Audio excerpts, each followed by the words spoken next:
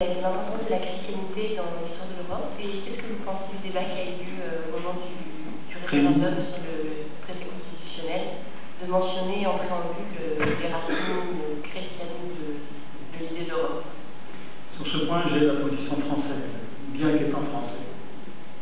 C'est-à-dire que, comme vous le savez, l'idée d'inscrire le christianisme dans le préambule était poussée principalement, pas seulement, par les Polonais. Et la résistance à cette idée était animée principalement, mais pas seulement, par les Français. Alors pour les raisons, cette fois, franchement historiques, que j'ai essayé de vous résumer, de vous présenter tout à l'heure, c'est-à-dire la séparation, à mes yeux, capitale pour l'idée européenne, du pouvoir religieux et du pouvoir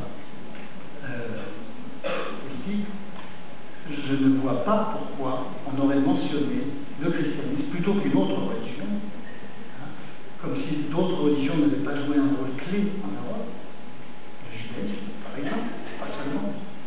Je ne vois pas pourquoi on aurait mis cette allusion au christianisme comme un critère. Alors, on est arrivé, comme vous le savez, à un projet Amoli, où le christianisme était mentionné comme élément culturel. Ça, on peut le comprendre, c'est vrai.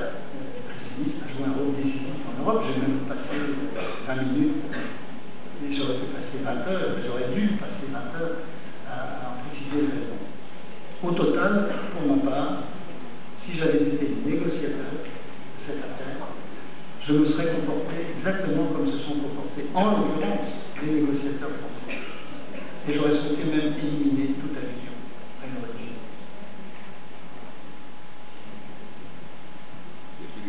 Y a-t-il une dernière question? Troisième et dernière question.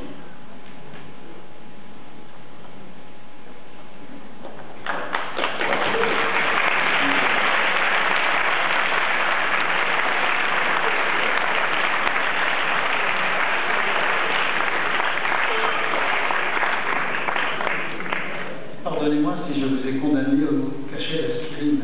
Non, pas du tout.